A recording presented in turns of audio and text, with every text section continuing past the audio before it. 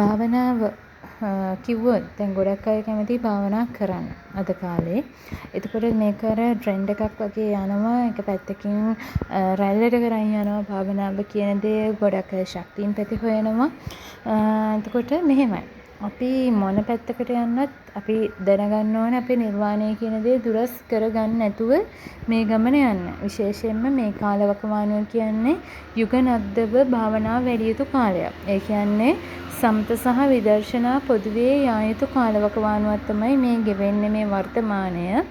එතකොට ඒකෙදි සමතයේම විදර්ශනාවත් අපේ සමවරව යා යුතුයි. ඒ කියන්නේ මධ්‍යස්ථ ස්වභාවය තුළ ගමන යා යුතුයි කියන එක තමයි මම කියන්නේ. ඒ කියන්නේ විදර්ශනා අවබෝධය. ඒ කියන්නේ අපි භාවනාවක්ම නෙවෙයි මම කියන විදිහට. ඒක අපේ ජීවිතයට ගත යුතු අවබෝධයක් තමයි මේ විදර්ශනාව කියන්නේ. ඒ කියන්නේ විදර්ශනා භාවනාව නෙමෙයි මම කියන්නේ.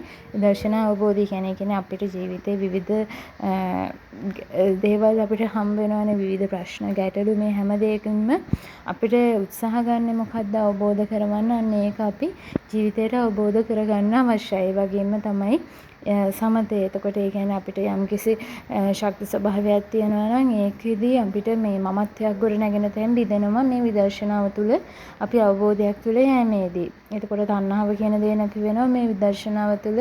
අපි තණ්හාව කියන දේත් අපිට යම් යම් අවබෝධ කියන කාරණා සිද්ධ වෙනවානේ. එතකොට ඒ අතරතුරදී අපිට අර තණ්හාව, එතකොට ඒ කියන්නේ මමත්වය, ඒ වගේ ආදී කාරණා රාගසිත විදි හැදෙන අවස්ථා තියෙනවා මේ භාවනා තුළ යනකොට. ඉතින් අර ජීවිතයට ලැබෙන අවබෝධයන් තුළදී අපිට මේ දේවල් ප්‍රහීන කරගෙන ඉදිරියට යන අවස්ථාව ලැබෙනවා සමථ විදර්ශනා පොදුවේ යනකොට. එතකොට අනිත් කාරණේ තමයි මම කියන්න කැමති රාමු වලට කොටු වෙන්න එපා. ඊගව කාරණේ. මොකද රාමු වලට කොටු වුණාම අපිට මේ නිශ්චිත ස්ථානය, නිශ්චිත වේලාවක්, නිශ්චිත ඉරියව්ව ඔය වගේ විවිධ රාමු වලට අපි කොටු වෙනවා. එතකොට අපිට සෙනග ගැවසෙන ස්ථානයක්, එතකොට ඕනම ස්ථානයක් අපිට හිතමු ශුන්‍යාගාරය තුළ හෝ සොහන් බිමක් තුළ හෝ විවිධ ඕනම තැනක අපිට අපේ නේත්‍රා ශක්තියින්, ඒ වගේම අපිට ඉන්න ඉරියව්ව තුළින් අපිට අදාළ කාරණයට අනුගත වෙන්න තියෙන අවස්ථාව හදාගන්න නම් මේ කාල රාමු වලට, මේ රාමු වලට කොටු වෙන්න නරකයි.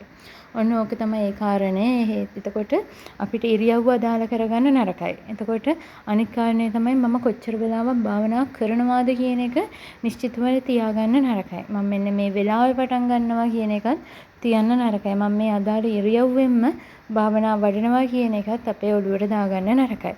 එතකොට අපිට මුහුදු වෙරළක වුණත්, අපිට බස් එකේ ගමන් කරනකොට වුණත් ඕනම අවස්ථාවක මේ භාවනාවට සිත යොමු කරලා ඒ භාවනාව තුළ වර්තමානයේ සිත පිහිටවාගෙන අපේ භාවනාව වඩන්න පුළුවන් නම් ඒක අභ්‍යාස තුලිනුත් හැකියාව තියෙන. ඒ වගේම ප්‍රායෝගිකව අපි කටයුතු කරනකොටත් ඒ හැකියාවන් අපිට ප්‍රයෝජනයට ගන්න පුළුවන්.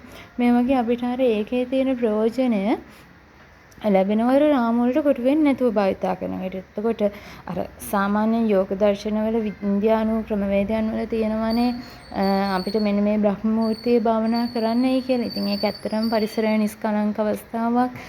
ඇත්තටම යහපත් ඒ වෙලාවලුත් ඉතින් මේ දෙවියන් ලෝකයේ දෙස බලනවා කියන වෙලාවනේ. ඉතින් ඔයාලටත් ඒ වගේ පුළුවන් නම් අවස්ථාවක් අරගෙන භාවනා කරන්න. එහෙම නැත්නම් ඉතින් අර නොහැකි වුණා කියලා ඒ ගැන ගැටලුවක් ඇති කරගන්න එපා. ඒ වගේම ආසන ක්‍රමයන් වලට ඔයාලට යන්න පුළුවන් නම් මේ ඉරියව් අනුව භාවනා කරන්න. නමුත් කරන්න බැරි වුණා කියලා හිතේ අඩුපාඩුවක් ඒ දේවල් කරගන්න එපා. මොකද හිත තමයි මේකෙදි මූලික වෙන්නේ. ඒක කායික දේවල් වලට වඩා අපේ මානසික සුවදායීතාවය වෙනුවෙන් අපේ කායික පහසුවත් යොදාගෙන අපේ භාවනාව කියන දේ වැඩිම වැදගත්.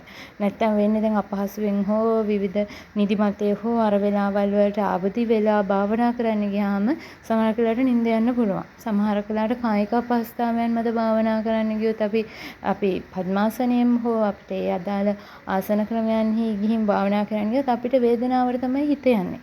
ඉතින් ඒ වගේම නිශ්චිත වෙලාවක්. ඉතින් හදිස්සියවත් අපිට ඒ වෙලාවට කරගන්න බැරි වුණොත් ඒකත් අපිට හිතට ගැටලුවක් එනවා. ඒ වගේම අර වෙලාව කියන දේ තමයි අපේ කමෙන්ට් අහන තුල දුවන්නේ. ඉතින් ඔය වගේ යම් යම් අඩුපාඩු තියෙනවා අපේ මේ භාවනාවල් තුල ගොඩක් අයගේ. ඉතින් භාවනාව කියන දේ සැහැල්ලුවෙන් ඒ වගේම වැඩි යුතු දෙයක්. ඒ වගේම දේවල් තේරුම් ගනිමින් අවබෝධයෙන් මනස සිහියකින් යුක්තව වැඩි යුතු කාරණා කිහිපයක්. ඉතින් මම ඕක තමයි මූලිකවම කියන්න බලාපොරොත්තු වෙන්නේ. ඉතින් ඔයාලට යම් යම් ගැටලු තියෙනවා නම් ඔයාලට අහන්න ඊගාව මොන හරි වීඩියෝ එකට දාන්න සුදුසුයි කියලා හිතන මොන හරි තියෙනවා නම් මේකේ කමෙන්ට් කරන්න. ඒ වගේම තව කෙනෙක්ට බලා ගන්න සුදුසුයි කියලා හිතනවා නම් ඔයාලා යොමු කරගන්න මේ ඔයාලගේ ගිණුමට. එහෙනම් තෙරුවන් සරණයි ඔයාලට.